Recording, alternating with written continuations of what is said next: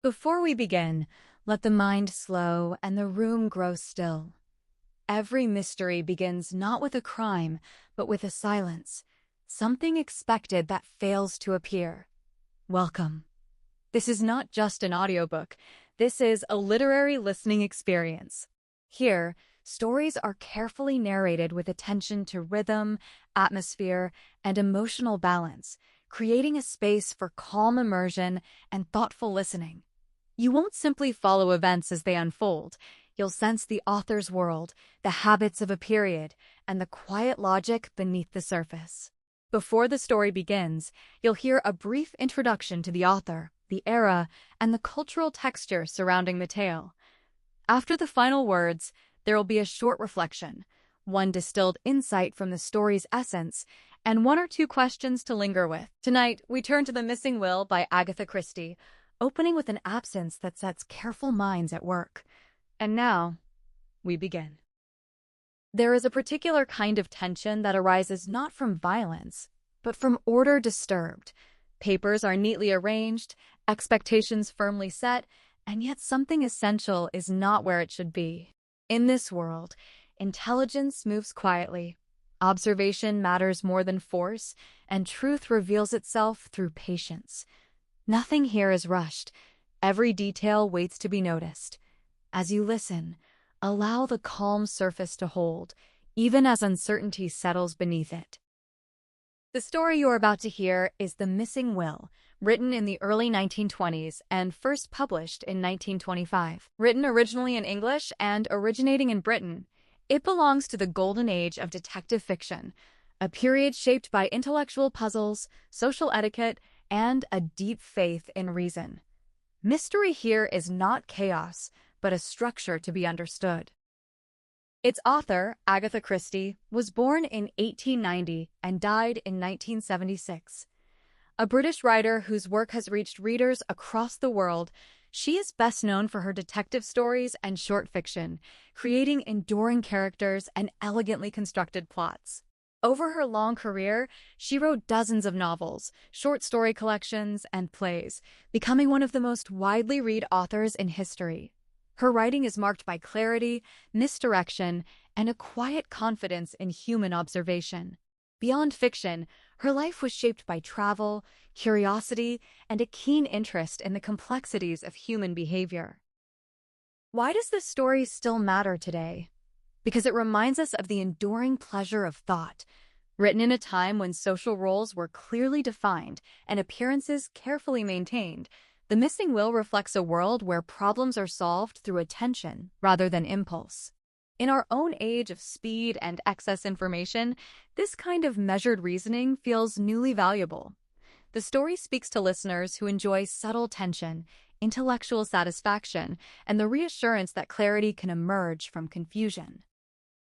If you enjoy this kind of literary listening experience, where stories are treated with care, discretion, and quiet intelligence, you are warmly invited to like the video and subscribe to the channel. Your support helps sustain a space devoted to thoughtful storytelling. Now, settle in. Enjoy watching, enjoy listening, and remember, after the story concludes, there will be a brief reflection and a few gentle questions drawn from its heart. I invite you not to miss them. The Missing Will. Hercule Poirot solves an extraordinary case. By Agatha Christie. The problem presented to us by Miss Violet Marsh made a rather pleasant change from our usual routine work. Poirot had received a brisk and businesslike note from the lady asking for an appointment, and he had replied, asking her to call upon him at 11 o'clock the following day. She arrived punctually, a tall, handsome young woman, plainly but neatly dressed, with an assured and businesslike manner.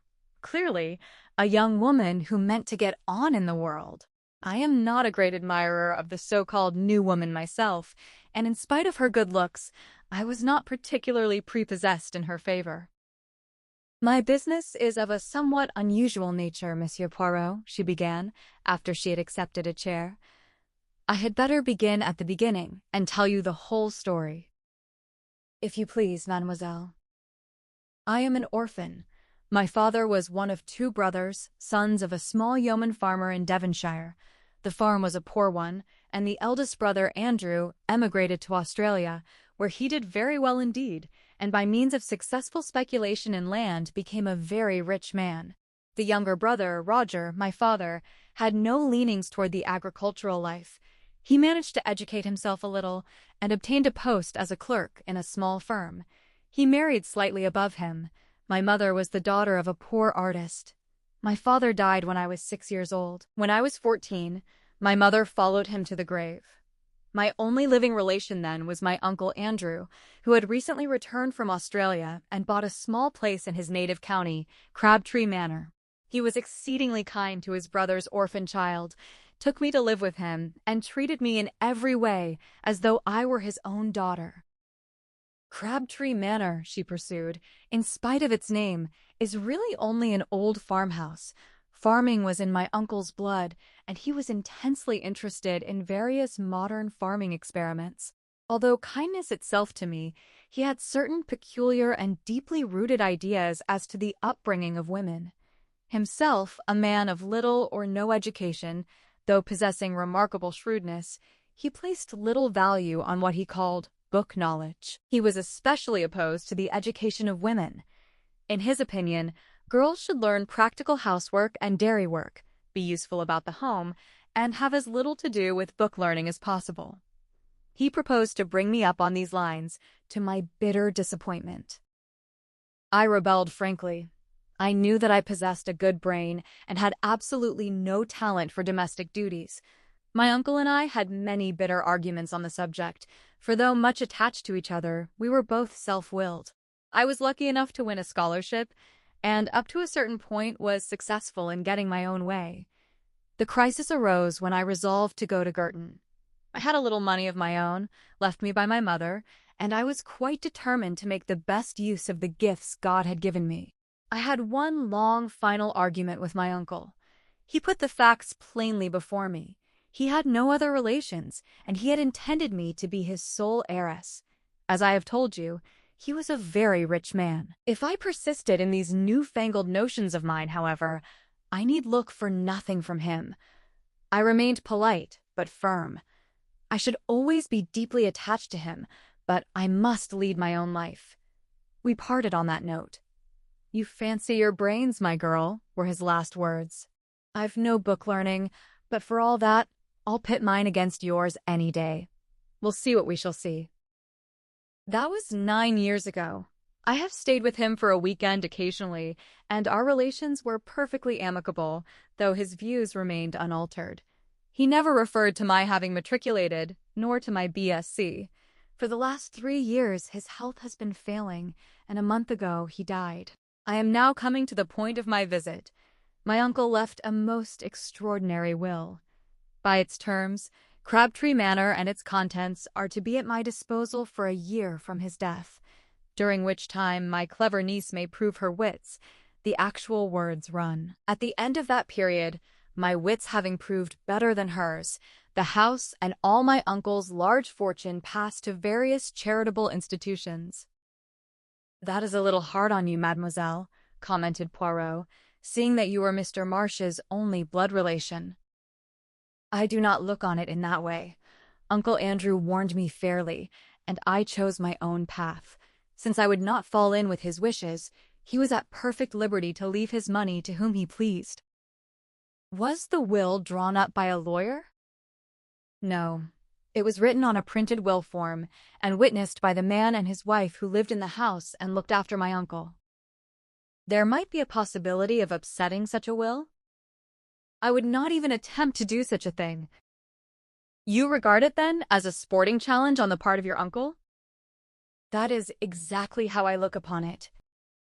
"It bears that interpretation, certainly," said Poirot thoughtfully. "Somewhere in this rambling old manor house, your uncle has concealed either a sum of money in notes, or possibly a second will, and has given you a year in which to exercise your ingenuity to find it."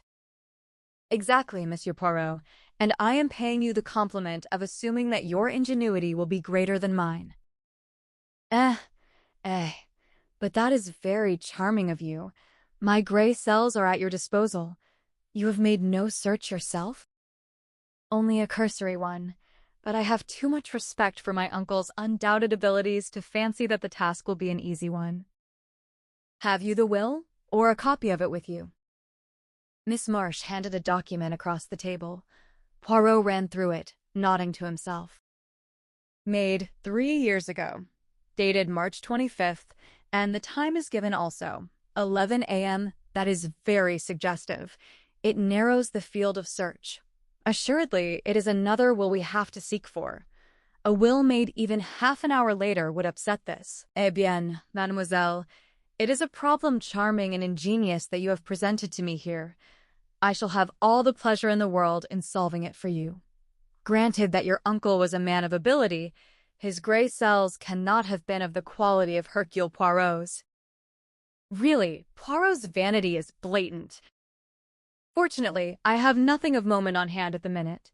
Hastings and I will go down to Crabtree Manor tonight. The man and wife who attended on your uncle are still there, I presume? Yes, their name is Baker. The following morning saw us started on the hunt proper. We had arrived late the night before. Mr. and Mrs. Baker, having received a telegram from Miss Marsh, were expecting us. They were a pleasant couple. The man gnarled and pink-cheeked like a shriveled pippin, and his wife a woman of vast proportions and true Devonshire calm. Tired with our journey, including an 8-mile drive from the station, we had retired at once to bed after a supper of roast chicken, apple pie, and Devonshire cream. We had now disposed of an excellent breakfast, and were sitting in a small paneled room which had been the late Mr. Marsh's study and living room.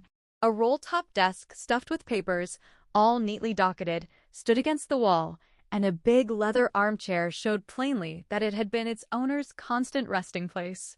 A big chintz-covered settee ran along the opposite wall, and the deep, low window seats were covered with the same faded chintz of an old-fashioned pattern. "Eh bien, mon ami," said Poirot, lighting one of his tiny cigarettes, "we must map out our plan of campaign. Already I have made a rough survey of the house, but I am of opinion that any clue will be found in this room. We shall have to go through the documents in the desk with meticulous care. Naturally, I do not expect to find the will among them, but it is likely that some apparently innocent paper may conceal the clue to its hiding place. But first, we must have a little information. Ring the bell, I pray of you." I did so. While we were waiting for it to be answered, Poirot walked up and down, looking about him approvingly. A man of method, this Mr. Marsh. See how neatly the packets of papers are docketed, and the key to each drawer has its ivory label. So has the key of the china cabinet on the wall. And see with what precision the china within is arranged. It rejoices the heart. Nothing here offends the eye. He came to an abrupt pause, as his eye was caught by the key of the desk itself, to which a dirty envelope was affixed. Poirot frowned at it and withdrew it from the lock. On it were scrawled the words, "Key of roll-top desk," in a crabbed handwriting, quite unlike the neat superscriptures on the other keys. "An alien note," said Poirot, frowning. "I could swear that here we have no longer the personality of Mr. Marsh. But who else has been in the house? Only Miss Marsh, and she, if I mistake not, is also a young lady of method and order." Baker came in answer to the bell. "Will you fetch Madam your wife and answer a few questions?" Baker departed, and in a few moments returned with Mrs. Baker, wiping her hands on her apron and beaming all over her face. In a few clear words, Poirot set forth the object of his mission. The Bakers were immediately sympathetic. "Us don't want to see Miss Violet done out of what's hers," declared the woman. "Cruel hard 'twould be for hospitals to get it all." Poirot proceeded with his questions. Yes, Mr. and Mrs. Baker remembered perfectly witnessing the will. Baker had previously been sent into the neighboring town to get 2 printed will forms. "2?" said Poirot sharply. "Yes, sir, for safety like, I suppose, in case he should spoil one." And sure enough, so he did do. Us had signed one. "What time of day was that?" Baker scratched his head, but his wife was quicker. "Why, to be sure, I'd just put the milk on for the cocoa at 11. Don't you remember? It had all boiled over on the stove when us got back to kitchen. And afterward? 'Twould be about an hour later. Us had to go in again. "I've made a mistake," says old master. "Had to tear the whole thing up. I'll trouble you to sign again." And us did. And afterward, master give us a tidy sum of money each. "I've left you nothing in my will," says he, "but each year I live, you'll have this to be a nest egg when I'm gone." And sure enough, so he did. Poirot reflected. "After you had signed the second time, what did Mr. Marsh do? Do you know?" "Went out to the village to pay tradesmen's books." That did not seem very promising. Poirot tried another tack. He held out the key of the desk. "Is that your master's writing?" I may have imagined it, but I fancied that a moment or two elapsed before Baker replied, "Yes, sir, it is." He's lying, I thought. But why? "Has your master let the house? Have there been any strangers in it during the last 3 years?" "No, sir." "No visitors?" "Only Miss Violet." "No strangers of any kind been inside this room?" "No, sir." "You forget the workmen, Jim," his wife reminded him. "Workmen?" Poirot wheeled round on her. "What workmen?" The woman explained that about 2.5 years ago, workmen had been in the house to do certain repairs. She was quite vague as to what the repairs were. Her view seemed to be that the whole thing was a fad of her master's, and quite unnecessary. Part of the time the workmen had been in the study, but what they had done there she could not say, as her master had not let either of them into the room while the work was in progress. Unfortunately, they could not remember the name of the firm employed, beyond the fact that it was a Plymouth one. "We progress, Hastings," said Poirot, rubbing his hands as the Bakers left the room. "Clearly he made a second will, and then had workmen from Plymouth in to make a suitable hiding place. Instead of wasting time, taking up the floor and tapping the walls, we will go to Plymouth."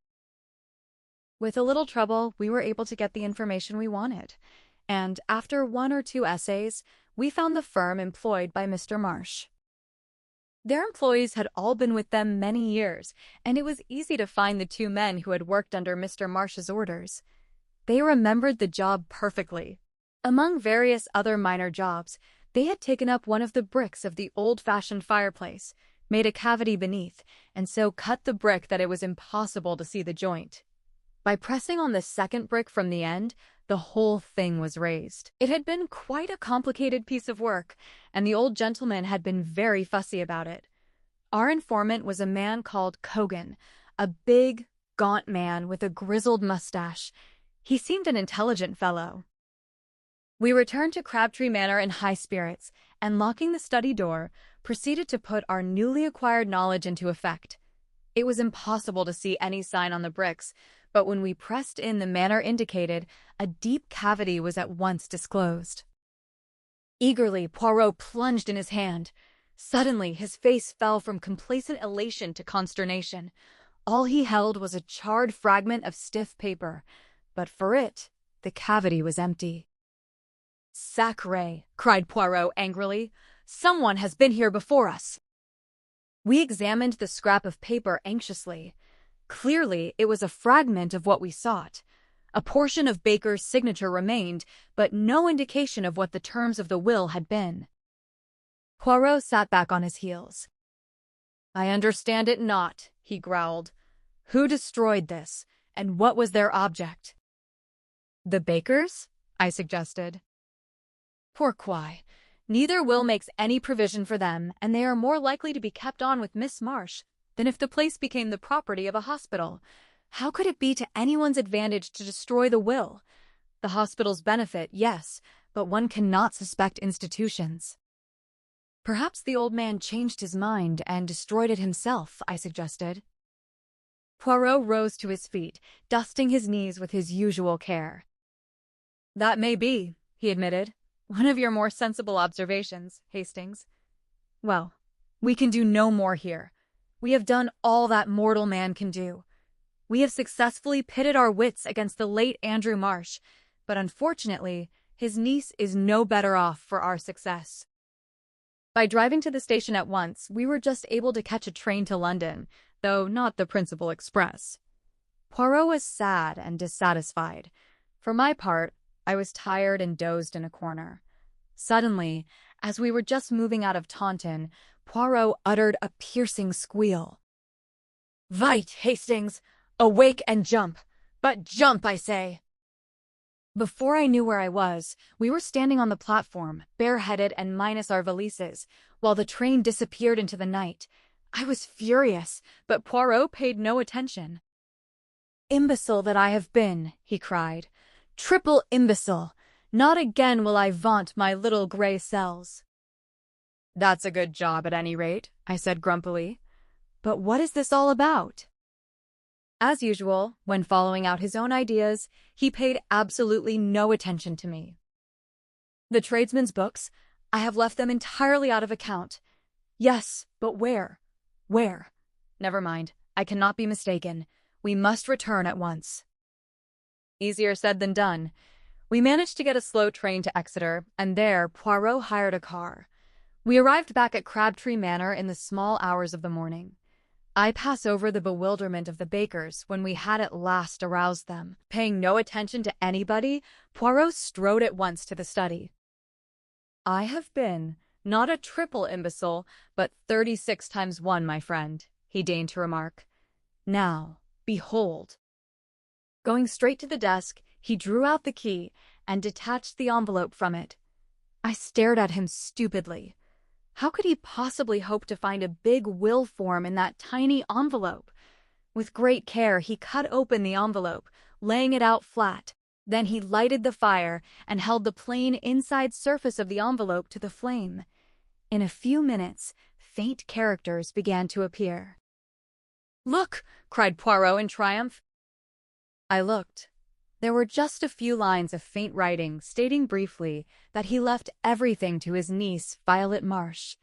It was dated March 25th, 12:30 p.m., and witnessed by Albert Pike, confectioner, and Jessie Pike, married woman. "But is it legal?" I gasped. "As far as I know, there is no law against writing your will in a blend of disappearing and sympathetic ink. The intention of the testator is clear, and the beneficiary is his only living relation. But the cleverness of him! He foresaw every step that a searcher would take, that I, miserable imbecile, took. He gets 2 will forms, makes the servant sign twice, then sallies out with his will written on the inside of a dirty envelope and a fountain pen containing his little ink mixture. On some excuse, he gets the confectioner and his wife to sign their names under his own signature. Then he ties it to the key of his desk and chuckles to himself. If his niece sees through his little ruse, she will have justified her choice of life and elaborate education and be thoroughly welcome to his money." "She didn't see through it, did she?" I said slowly. "It seems rather unfair. The old man really won." "But no, Hastings, it is your wits that go astray. Miss Marsh proved the astuteness of her wits and the value of the higher education for women by at once putting the matter in my hands. Always employ the expert. She has amply proved her right to the money." I very much wonder what old Andrew Marsh would have thought. When we close Agatha Christie's The Missing Will, we don't just leave a mystery behind. We leave a room that has been carefully rearranged while we were watching. Christie's brilliance is never simply who did it, but how easily the human mind can be guided, how quickly we accept a story that feels convenient, and how reluctant we are to question the version of reality that benefits us. At the surface, A Missing Will is a classic engine of suspense: inheritance, motive, family tension, the quiet violence of money hidden beneath polite manners. But Christie is doing something sharper here. She's exploring a form of disappearance that is uniquely modern, not the vanishing of a person, but the vanishing of truth on paper. A will is identity reduced to ink, an attempt to freeze intention into law. And when that document disappears, something else vanishes with it: certainty. The family doesn't merely lose a legal instrument. They lose the narrative that tells them who deserves what. Christie's mysteries often live inside the smallest domestic pressures: a drawing room, a tea tray, a household that claims to be respectable. But inside that respectability, she exposes a quiet moral theater, where grief, entitlement, resentment, and fear all dress themselves up as righteousness. The missing will becomes a symbolic void, and into that void, everyone pours their preferred version of justice. Because once the rules disappear, people don't become free, they become revealing. And the recurring metaphor, the one Christie keeps returning to in different forms across her work, is this: order is a performance. The English home, the tidy social hierarchy, the calm tone of conversation, these are not proof of innocence. They are camouflage. The missing will is not just a missing object. It is the moment the mask slips, and we see what is underneath the politeness: a signature, a seal, a folded sheet of paper, and suddenly, human nature takes the stage. If we look at this through a psychological lens, the most dangerous force in such a story is rarely raw cruelty. It's rationalization. People don't wake up and announce, "I am going to become the villain." They tell themselves they are correcting an injustice, protecting the family, preserving what should be theirs. In modern terms, Christie is tracing the anatomy of motivated reasoning, the mind's ability to build elegant logic around a selfish desire. The shadow self here is not simply greed. It is the belief that greed becomes moral when it feels deserved. And that's why Christie's detectives, whether the sharp-eyed outsider or the quietly observant mind, feel almost surgical. They are not only solving a case, they are reconstructing reality from the distortions people create around it. Because in Christie, deception is rarely flamboyant. It is procedural. It is someone moving an object, shaping a timeline, shifting a sentence, planting a suggestion. The missing will becomes a test of how much we trust systems and how quickly we panic when those systems fail. Historically, this is part of why Christie's work became so culturally enduring. The Golden Age mystery offered reassurance after chaos, a world where logic can still triumph, where truth can still be retrieved from confusion. But Christie complicates that comfort. She shows that the real disturbance is not merely crime, it is how ordinary the impulses behind crime can be. People want security. People fear losing status. People resent being overlooked. And sometimes, those emotions do not remain private. Now, if we bridge this into the 21st century, the missing will feels less like a quaint plot device and more like a metaphor for our era's anxieties. Today, truth is not only misplaced, it is versioned, edited, overwritten. Documents can disappear without a fire, without a stolen drawer. A missing will becomes a missing email thread. A contested signature becomes metadata. The question, "Who had access?" replaces, "Who had the key?" And interestingly, what was once a mystery of paper becomes a mystery of systems, permissions, logs, backups, and digital footprints. So here's the modern what if. If this story took place now, would the will truly be able to vanish? Or would it survive as a shadow copy on a server, a scan in cloud storage, a trace in an audit log? And if technology makes disappearance harder, does it also make manipulation easier? Because the more complex the system, the more places the truth can hide. And beneath that is the sociological question Christie always provokes. What does inheritance really measure? Love? Value? Fairness? Or simply power distributed after death? In many families, money is not just money, it's recognition. It's proof that you mattered. So when the will is missing, it isn't only property that's at stake, it's identity. It's the fear of being erased. Which brings us to the moral dilemma that lingers after the final reveal. If you were one of the heirs, standing in that moment where uncertainty cracks open the household, would you choose patience and honesty? Or would you choose opportunity? If the truth were fragile and temptation were silent, would you still protect what is right when no one is watching? The beauty of literature is that it changes depending on who is holding the book. Let's meet in the comments to share our different perspectives, what you think the missing will symbolizes, which character felt most human to you, and where you felt your own assumptions start to shift. And as always, if you find value in these deep dives into the human soul and you enjoy exploring the intersection of classic storytelling with modern thought, please consider subscribing to the channel and liking this video. Your support ensures that these stories continue to be told and analyzed for a new generation.